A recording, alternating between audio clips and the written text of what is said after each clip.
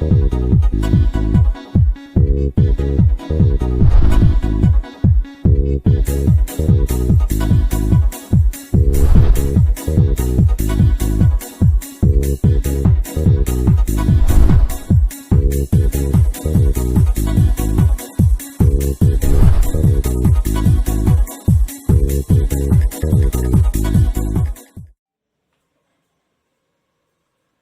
everyone, I hope you are fit and fine in this time.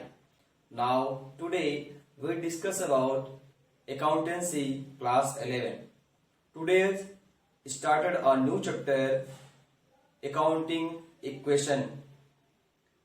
First question accounting equation का हम solve करेंगे, जिससे जो जो हमारे डाउट्स थे कैसे कैसे आपके इक्वेशन बनते हैं वो क्लियर हो जाएंगे।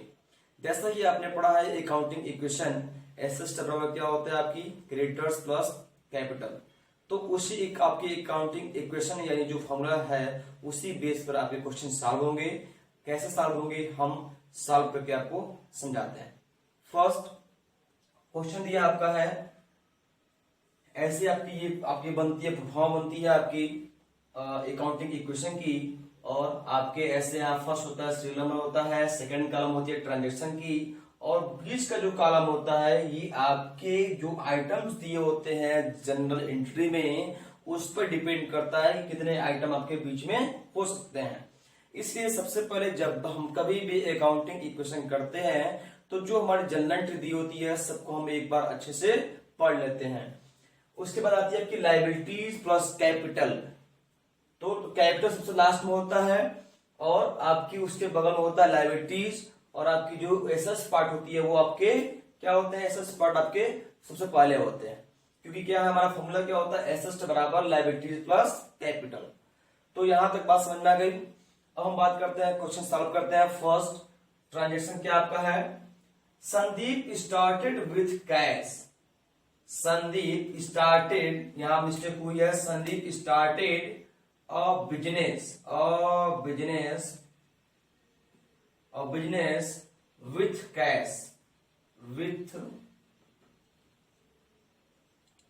कैश, यानी संदीप ने स्टार्ट किया है बिजनेस।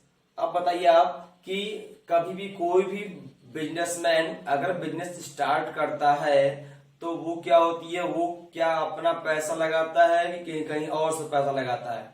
यानी फर्स्ट टाइम जो स्टार्ट बिजनेसमैन कोई भी बिजनेस स्टार्ट करेगा तो जो उसके पास पैसा रहेगा उसी से वो स्टार्ट करेगा।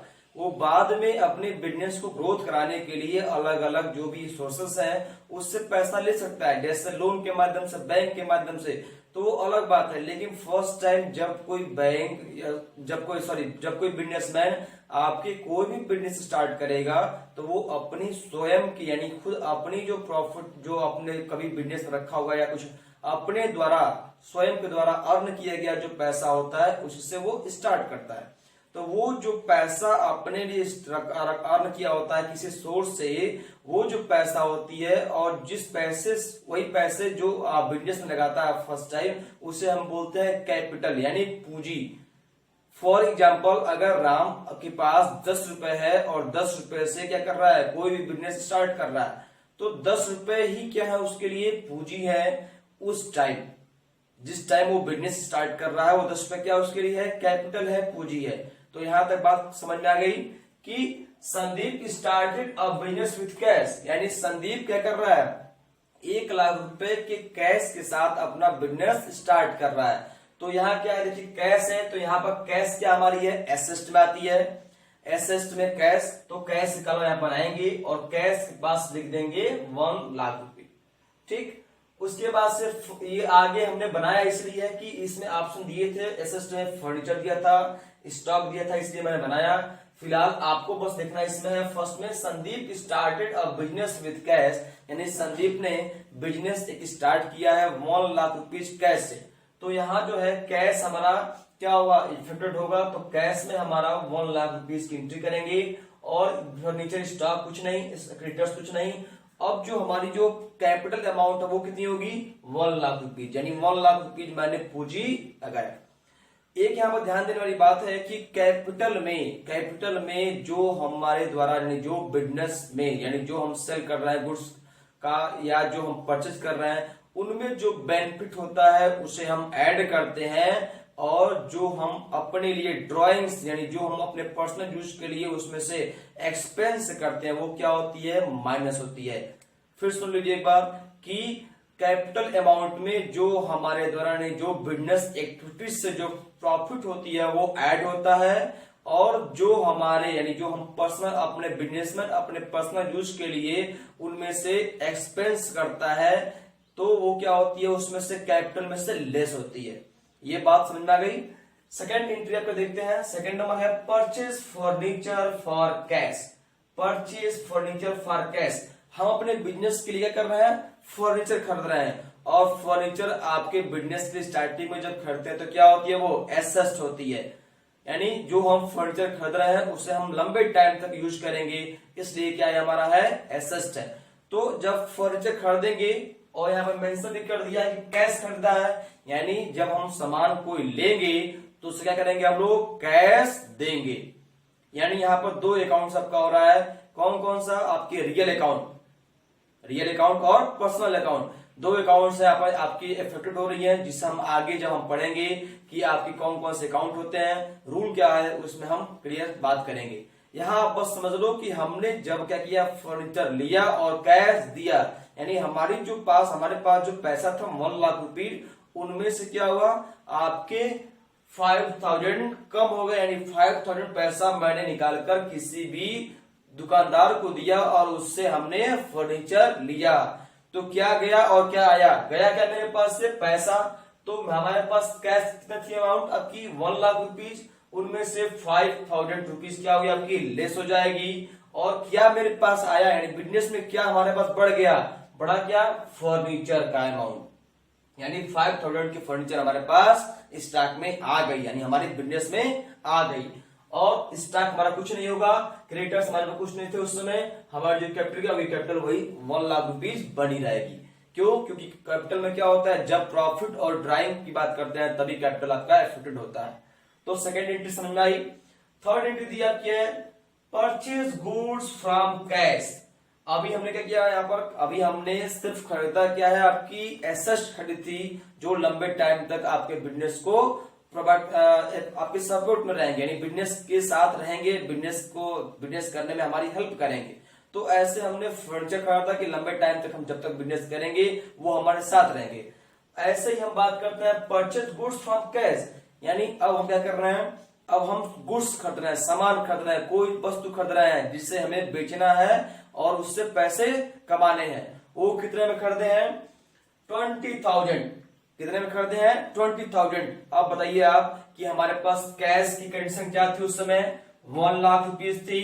1 लाख में से हमने 5000 क्या किया, फर्नीचर परचेज कर लिया, 500 लेस हो गए, कितने बचे मेरे पास, 95,000। 95,000 में से मैंने 20,000 का कैश सामान खरीद लिया, परचेज कर लिया, कोई भी गुड्स हमने परचेज किया। और गुड्स कौन सा परचेज किया, जो हमें उसको सेल करके उससे प्रॉफिट अर्न करनी है। तो अब यहाँ पर 20,000 क्या होगा, 95,000 से 20,000 हमारा लेस हो जाएगा, और हमारी जो फर्नीचर है कंडीशन वही बनी रहेगी।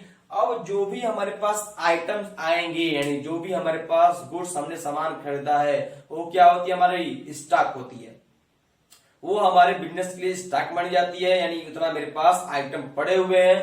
तो ये क्या होगा, यहाँ पर आपकी स्टॉक जो है, स्टॉक में आपकी 20,000 यहाँ पर चली जाएगी, यहाँ आपका अमाउंट लेस होगा, और यहाँ से क्या होगा, आपका 20,000 यहाँ पर हम शो करेंगे। क्रेडिटर्स हमारे कोई इफेक्टेड नहीं हुए हैं, कैपिटल हमारा अमाउंट वही रहेगा। यहां तक समझ आ रहा है। अब हम बात करते हैं fourth entry, purchase goods on credit. Credit means क्या होता है, उधार, यानी हमने परचेज किया है लेकिन किसमें किया, उधार किया है। आपने जब नया बिजनेस ओपन किया, आपके पास जो पैसे थे, शायद आपके कोई रिलेशन वाले मिल गए, चलो भाई मेरे पास से तुम गुड्स ले जाओ, अब नया बिजनेस किए हो, जब पैसा होगा तो फिर दे देना। तो कोई ना कोई हमें उधार सामान दिया, उससे क्या होगा, हमारे उधार सामान देगा तो हमारे एक तो पहले स्टॉक बढ़ेगा, उधार दिया तो स्टॉक बढ़ेगा ना, लेकिन उधार दिया है, यानी उधार दिया है तो कभी कभी पैसा हमसे वापस लेगा भी। तो इससे क्या होगा, हमारी ये जो क्रेडिटर्स जो कॉलम है वो हमारी कहीं ना कहीं क्या होगी, अफेक्टेड होगी। देखते हैं परचेज गुड्स ऑन क्रेडिट। अब देखिए हमने उधार लिया है तो पैसे तो हमने दिए नहीं, इसलिए क्या होगा, हमारा जो कैश होगा, कैश क्या होगा, फिक्स रहेगा, जैसे है वैसे बना रहेगा, कोई दिक्कत यहाँ तक। कैश क्या होगी हमारी, सेम वैसे बन जाएगी। क्यों? क्योंकि हमने जो गुड्स लिया है वो उधार लिया है। फिर फर्नीचर अमाउंट ऐसे ही बना रहेगा, क्योंकि फर्नीचर मैंने कहीं सेल किया है, न बेचा है, तो कोई नया आइटम खरीदा है, कोई हमें उससे ट्रांजेक्शन नहीं हुई है, इसलिए क्या होगा, 500 आपका ट्रांजेक्शन वैसे ही वैसे पड़ा रहेगा। बात क्या करेंगे स्टॉक की। स्टॉक हमारे पास पहले पास क्या थी, कैश हमने गुड्स रखा था सेकंड एंट्री में, सॉरी थर्ड एंट्री में 20,000 का। अब क्या है हमारा है परचेज गुड्स ऑन क्रेडिट, यानी मैंने उधार भी लिया है कितने का, 36,000 का। ये क्या होगी यहाँ पर ऐड हो जाएगी। क्रेडिटर्स जो 36,000 क्या है हमें देना है, यानी हमसे कोई लेगा, कभी न कभी हमसे इन फ्यूचर में हमसे क्या करेगा, वो पैसा लेगा, इसलिए क्या होगा, हमारे क्रेडिटर्स की कॉलम हमारी इफेक्टेड होगी और हमारी जो कैपिटल है कैपिटल वैसे ही बनी रहेगी। यहां तक सब क्लियर है। बात करते हैं rent paid. Rent paid entry हमारी है रेंट पेड, यानी रेंट हमने पेड किया है, किसका किया है, अपने बिजनेस से किया होगा। तो जब हम रेंट पेड करेंगे, और देखिए जब रेंट पेड लिखा हो, जब तक आपकी क्रेडिट की मेंशन न की गई हो एंट्री में, तो क्या होती है, जो भी आप पेमेंट करते हो सब क्या होती है, ये मान जाती है कि आपने कैश में किया होगा। तो रेंट पेड किया यानी कैश किया है, तो कैश क्या होगी, कैश हमारी कम होगी, कितने से कम होगी, 700 से कम हो जाएगी, और हमारी फर्नीचर का रकम सेम बनी रहेगी। स्टॉक हमारी क्या होगी, ऐड हो जाएगा, 20,000 था पहले, अब 36,000 ऐड हो जाएगा, कितना हो जाएगा टोटली 56,000 हो जाएगा। क्रेडिटर्स हमारे सेम बने रहेंगे कि हमने भी पेमेंट किया नहीं है, इसलिए कम नहीं होगा। और जो हमारा इफेक्टेड होगा वो कौन होगा, कैपिटल, यानी कैपिटल क्या किया मैंने, अपने बिजनेस के लिए किराया पेमेंट किया, जो आपके रूम लिए थे, वो क्या होगा, वहां से 700 आपका यहां से कैपिटल से माइनस हो जाएगा। लास्ट एंट्री बात करते हैं, goods costing ₹40,000 sold at profit of 20% of cash. एक हमारी गुड्स थी जो 40,000 की थी, यानी जो गुड्स हमारी थी वो कितने की थी, 40,000 गुड्स को हमने 20% प्रॉफिट पर सेल कर दिया, बेच दिया। तो 40,000 का 20% कितना हुआ, 8,000, यानी 40,000 का जो सामान था हमने उसको कितने में बेचा, 48,000। कितना प्रॉफिट आपने किया, 8,000। तो सबसे पहले क्या करेंगे हम, प्रॉफिट जो आया आपका क्या करेंगे, यहाँ पर कैपिटल में ऐड कर देंगे। मैंने बताया था आपको कि प्रॉफिट हमेशा ऐड होता है और ड्राइंग क्या होती है, हमेशा लेस होती है। तो प्रॉफिट यहाँ पर क्या करेंगे, जो हमारा अमाउंट था यहाँ पर ड्राइंग अमाउंट करने के बाद जो अमाउंट था 99,300, उसमें से हम क्या करेंगे, उसमें हम 8,000 अमाउंट ऐड कर देंगे। अब हम बात करते हैं, फर्स्ट हमने प्रॉफिट अर्न कर लिया, प्रॉफिट वापस एंट्री कर दिया प्रॉफिट की। अब हम बात करेंगे कि जो हमारी कैश ट्रांजेक्शन है वो कितनी प्रभावित होगी। 74,300 हमारा कैश था उस समय, हमने बेचा कितने में है, 48,000, यानी 48,000 क्या हुआ, मेरे पास पैसे आए। वो बात की बात है कि मेरी उसमें 8,000 क्या प्रॉफिट है, लेकिन आए कितने पैसे, 48,000। तो क्या होगा, हमारी जो कैश होगी 48,000 से प्लस हो जाएगी।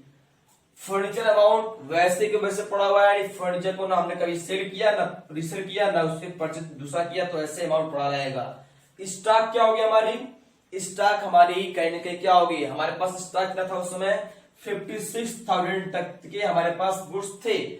उसने क्या किया, मैंने 40,000 तक के गुड्स को सेल कर दिया, स्टॉक कम हो जाएगी, कितना से कम हो जाएगी, -40,000, यानी 40,000 से हमारी स्टॉक कम हो जाएगी। क्रेडिटर्स हमारे वैसे रहेंगे क्योंकि हमने क्रेडिटर्स को पेमेंट अभी तक नहीं किया है। जो हमारी कैपिटल अमाउंट थी रेंट पेड करने के बाद से 99,300, उसमें से क्या होगी हमारी 8,000 प्लस हो जाएगी। क्यों, क्योंकि वो क्या है, प्रॉफिट है, यानी प्रॉफिट क्या करता है, कैपिटल को बढ़ाता है और ड्राइंग कैपिटल को नीचे करता है, डाउन करता है।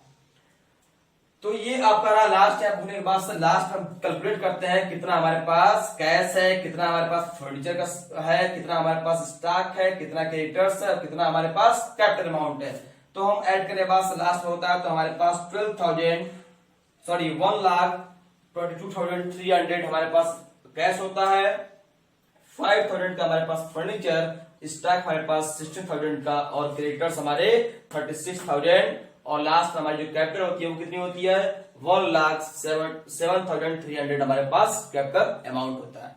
बिजनेस कितना से स्टार्ट किया था 1 लाख से, और कैपिटल कितना बना लिया अभी तक 1,07,300, यानी कहीं ना कहीं ये दिखाता है कि आपने क्या किया, आपकी बिजनेस क्या है, हमेशा आप प्रॉफिट में चल रहे।